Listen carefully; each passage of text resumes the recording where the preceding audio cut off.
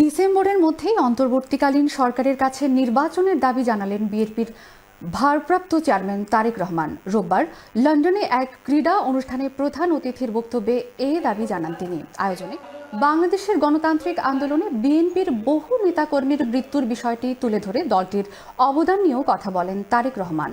একই সাথে দেশের ক্রীড়াঙ্গনের ভবিষ্যৎ পরিকল্পনা নিয়েও মন্তব্য করেন তিনি। রোববার সেন্ট্রাল লন্ডনে Arafat Rahman cocoa Memorial cricket টুর্নামেন্টের পুরস্কার বিতরণী অনুষ্ঠানে তারেক রহমান এসব কথা বলেন।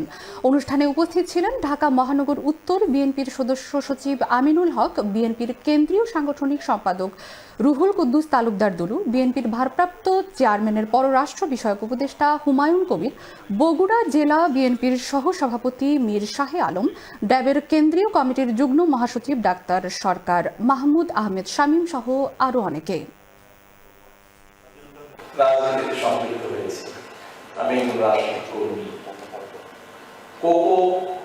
অবস্থান থেকে চেষ্টা করেছে বাংলাদেশের ক্রীড়া ব্যবস্থার জন্য যতটুকু অবদান রাখা সম্ভব সেটি করার চেষ্টা করেছে।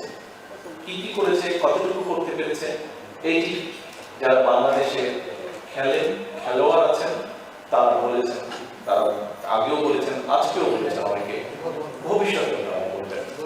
বাংলাদেশের মানুষের সমর্থন নিয়ে আমাদের দল বিএনপি সরকার গঠনে সক্ষম হলে অনেকগুলো বিষয়ের পাশাপাশি কিভাবে বাংলাদেশের ক্রীড়াটাকে কম বেশি সাজাতে চায়, অথবা কিভাবে বাংলাদেশের